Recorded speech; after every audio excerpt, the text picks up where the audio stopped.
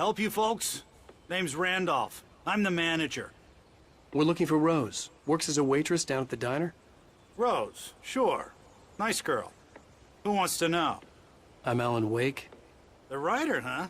I heard on the radio you were visiting. Well, I'll show you her trailer. That Rose, she's a nice girl. Always pays her rent on time. As I was saying, Al, I found all sorts of witnesses in the local newspaper's archives. This place is crazy. Disappearances, mysterious deaths, urban legends come true, and, get this, most of this stuff takes place around Cauldron Lake. Well, you ain't wrong, mister. The Indians thought the lake was a doorway to the underworld. I'm the God-fearing type myself. I don't hold with that sort of thing. Yeah, okay. Anyway, there was an island there owned by a guy called Thomas Zane. Now, some of the articles I found about him make him out to be a famous writer, but I ran a bunch of searches, couldn't find a single thing he wrote. Zane was heavily into diving, so much so that the place came to be called Diver's Isle. But the volcano under the lake erupted in 1970, and Zane went down with the island. Yeah, how about that? It was there in the morning, as if it had fallen from the sky. But it would take a tornado to lift something like that. We're damn lucky it didn't crush any of the trailers. Come on, mister. I'll take you to Rose.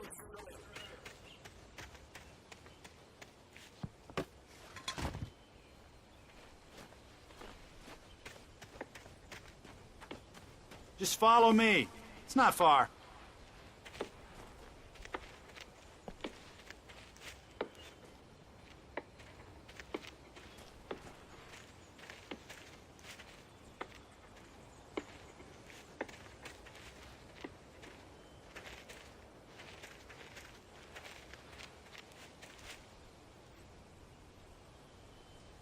It gets better.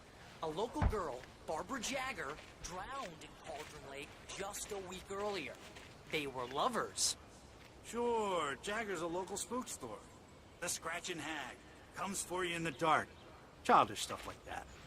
Anyway, Al, I'm just getting to the best part. All of the articles about this stuff were written by Cynthia Weaver. I asked around, and she's that crazy bag lady you met. What, the lamp lady? She can be a little loopy, but she's not homeless or anything. Yeah, anyway, she knew both Jagger and Zane before they both died, and she had some kind of a breakdown.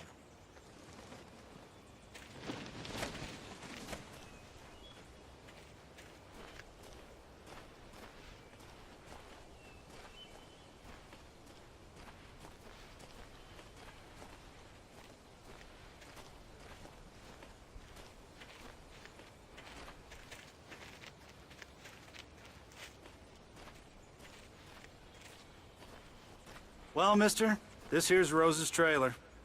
You mind me asking what you want with her? We're just here to talk to her, pal.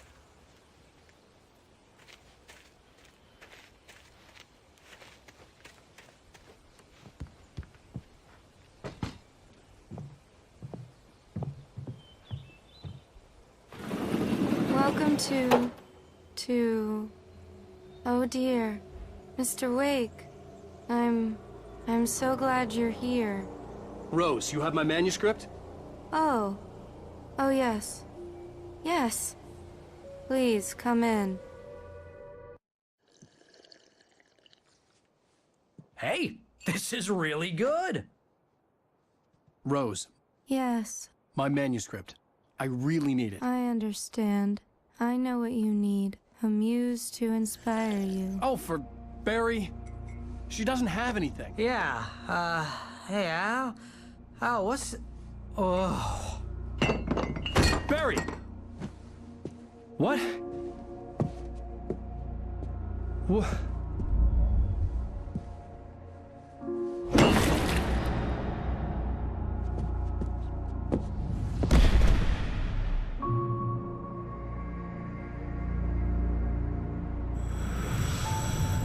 It's coming for you, hiding in my barber's skin. I'm too weak to stop it. You must turn the lights on. I promised I'd come visit you and your lovely wife. You must finish what you started. I insist. resist. You must turn the lights on. Turn the light on. Back to work, boy.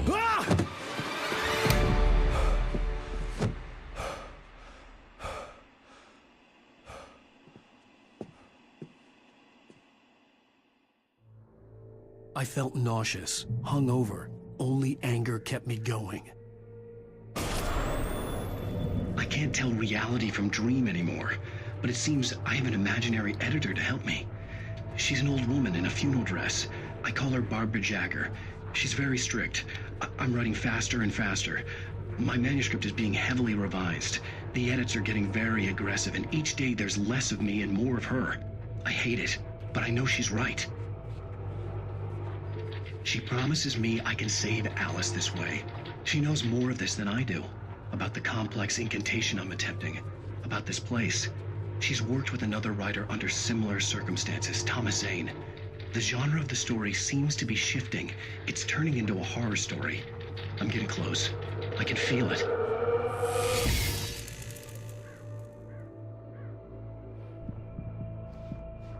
Rose took a day from me. I had less than 12 hours left to meet the kidnapper. All I could do was get Barry into the car, work something out once I got on the road. Welcome to the Oh Dear Diner. What can I get you today? Coffee? I couldn't work up much hate for Rose. Something had used her to get to me and left its mark. First refill is free. Milk and sugar on the counter there. Would you like to hear today's specials? Thank you. Good night. My gun and flashlight were gone. I'd have to find a way to get Barry into the car as quickly as possible. There was no time to waste. Mr. Randolph liked Rose. That little smile she had. How she was still sweet when life had tried so hard to make her bitter. It wasn't any of his business what she did in her trailer. But those strangers, the writer and his smart-ass sidekick, looked like trouble. And they'd been in there for hours, way past her normal bedtime. He reached for the phone and called the sheriff's station.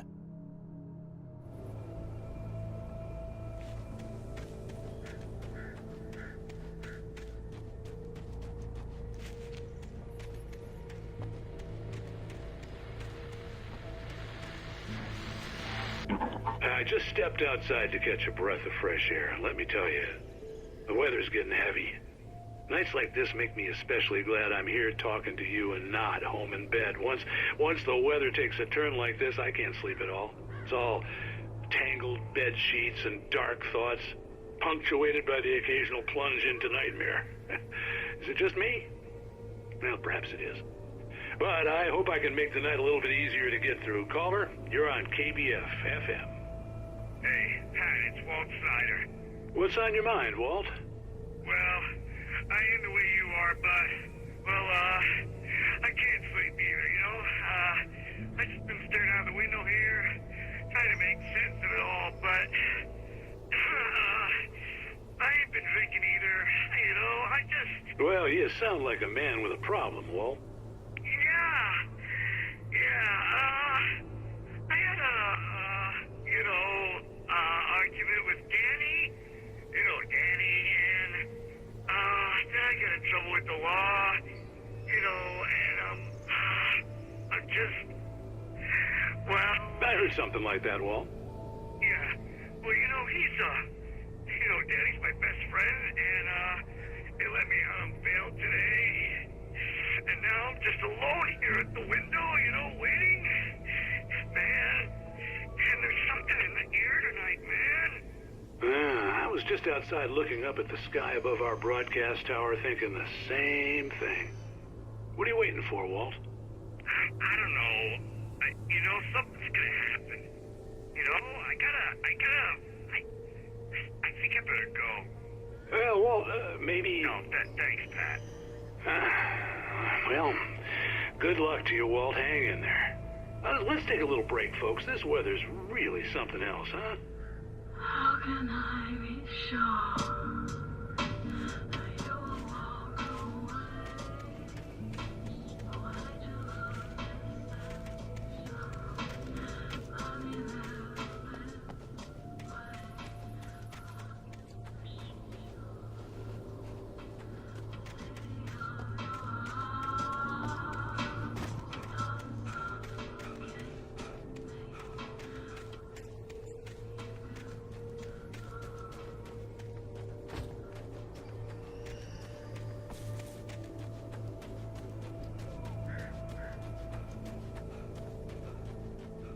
Oh, you're gonna get it now. God knows what you've done to that poor girl. This is Agent Nightingale, FBI! Get him up, Hemingway! You're under arrest! You move a muscle, I'll unload right in your goddamn face! Stay right where you are, Spillane!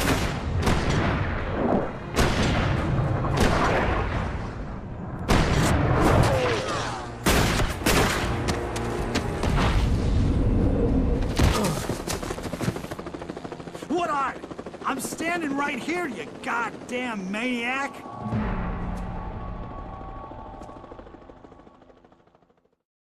I hated to leave Barry behind, but there was no way I'd miss my appointment with the kidnapper. Mr. Wake, come on! Get after it! Don't let him get away!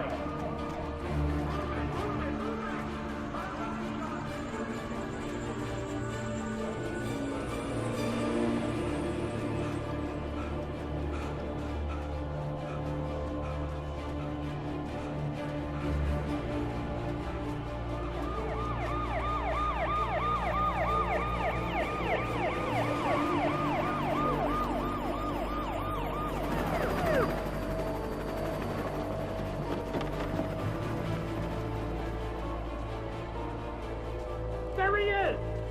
There he goes! Okay, men, keep your eyes peeled. He's gonna try to make it through here. Oh, damn.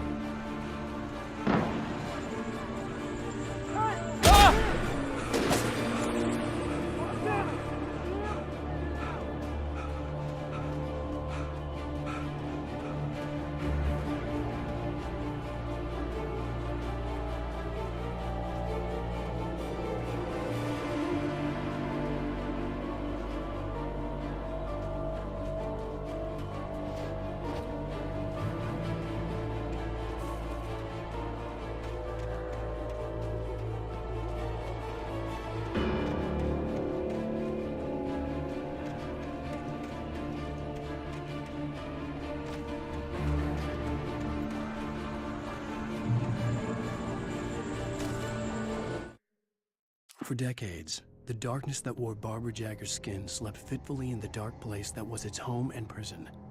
It was hungry and in pain. It dreamed of its nights of glory when the poet's writing had called it from the depths and given it a brief, terrible taste of power and freedom.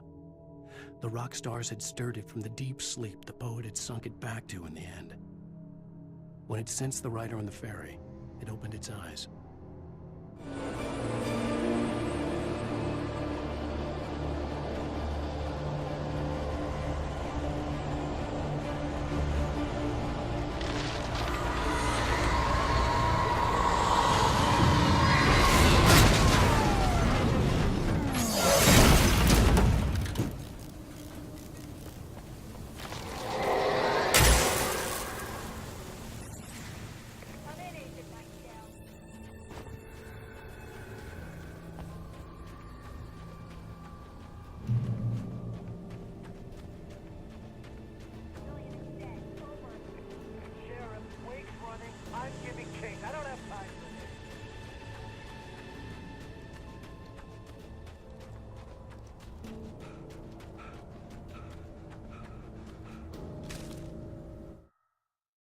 Rose didn't know how the strange old lady got in her trailer, and she looked wrong somehow.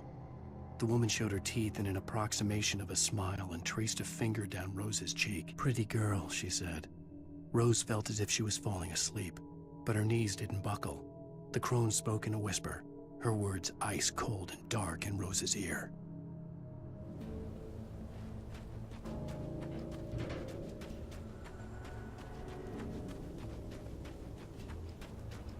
The suspect was last sighted running along the gorge that leads westward from the trailer park. All units are advised.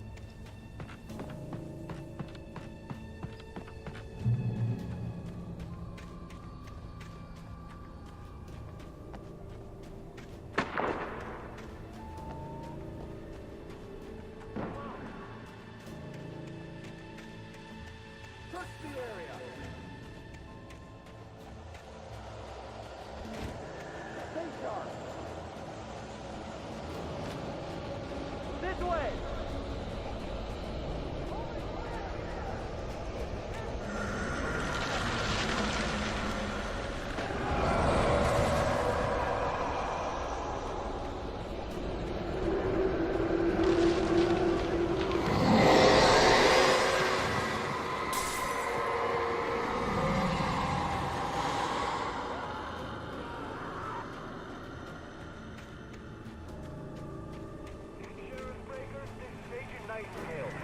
This horror was everywhere I went, circling me. The cops didn't stand a chance. They were after a writer, not a monster.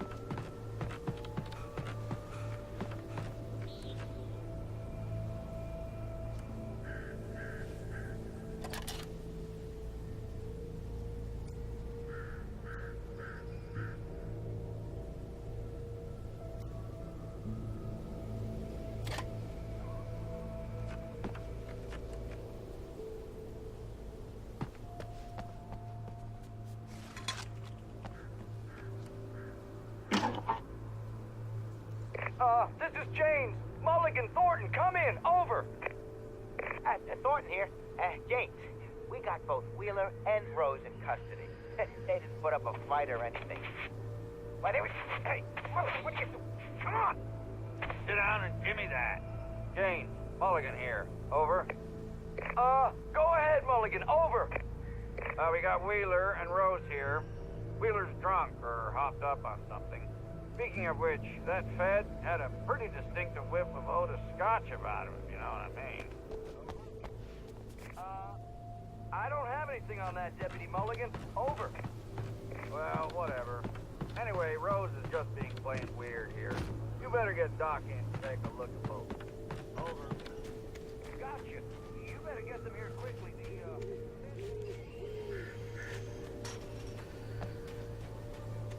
I imagined that the broadcast tower in the distance was part of the local radio station. Maine seemed like a decent guy. Perhaps he could give me directions to the coal mine.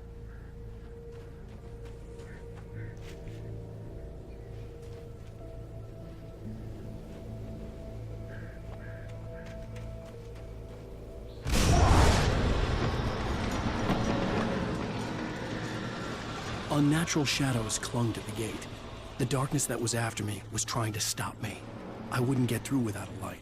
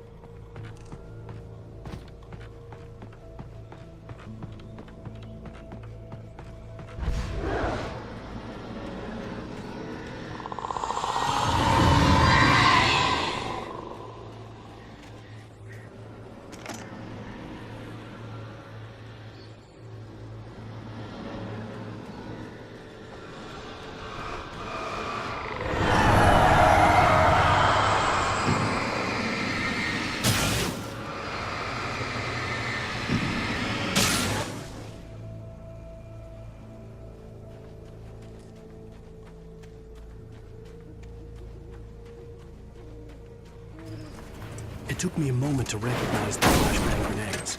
They were an ideal weapon for my situation. Team 1, come in. Over. Team 1, this is Sheriff Breaker. Report. Over. Team 2, come in. I need a report. Over.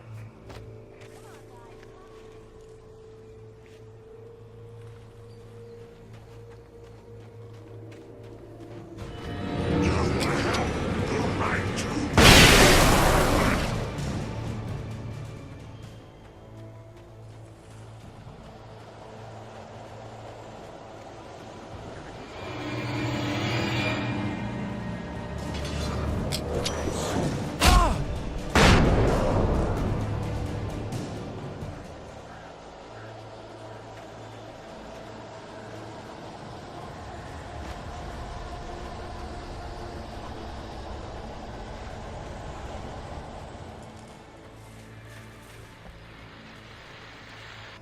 And here's another call.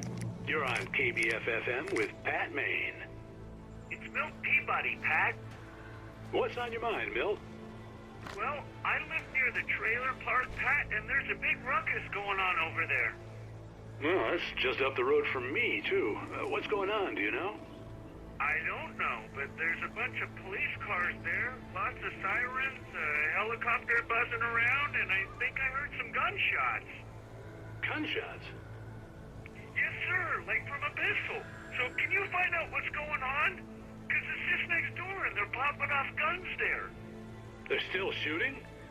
No, it was maybe 10, 15 minutes ago. It sounds serious, Pat. I'm telling you, it don't sound like no party. Well, I'm certainly going to give the station a call, Milt. Okay. You'll hear it here as soon as I hear from them. Oh, thanks.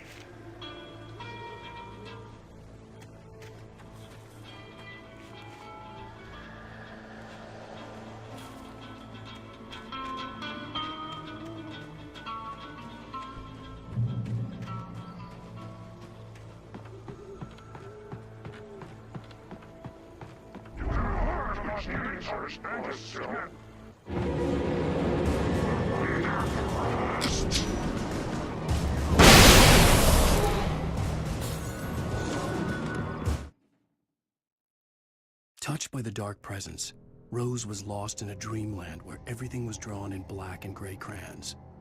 The old lady had promised her that all her wishes would come true. She would be Alan Wake's muse. She was smiling so hard it hurt her face. She crushed a bottle full of sleeping pills into the coffee. Deep down inside, she was screaming in terror.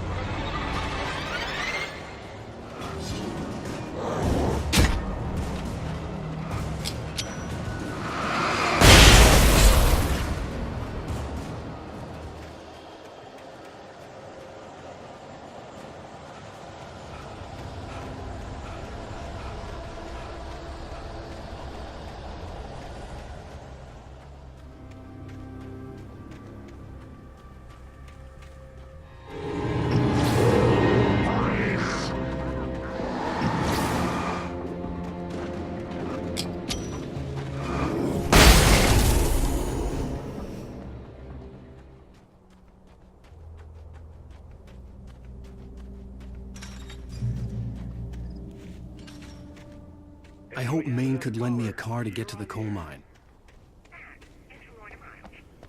Oh, why, hello, Lorna. What do you have for us? Well, I'm just only wise God's father with the trailer park. What do you mean? It's a trailer park. Of course you're going to have trouble in a place like that. I mean, what do you expect? The sheriff should be helping us normal citizens instead of wasting resources on those people. Well, I'm sorry, but my granddaddy settled in Bright Falls in 1911. well, thank you very much for that compassionate viewpoint, Lorna. Oh, here's a little surprise. The famous writer Alan Wake just walked in. Folks, I'm going to see if I can talk him into an interview. Come on in, Mr. Wake. Oh, I'm so glad you could find the time to do this, Mr. Wake. Nowhere to run now, Dan Brown. You back away from me. Don't hurt it. Whoa, whoa, whoa. Everyone calm down. Put the gun down. We're all friends here, right? Cool your jets, Nightingale. We got him. Judas Priest! What the hell's the matter with you? There's a civilian in there.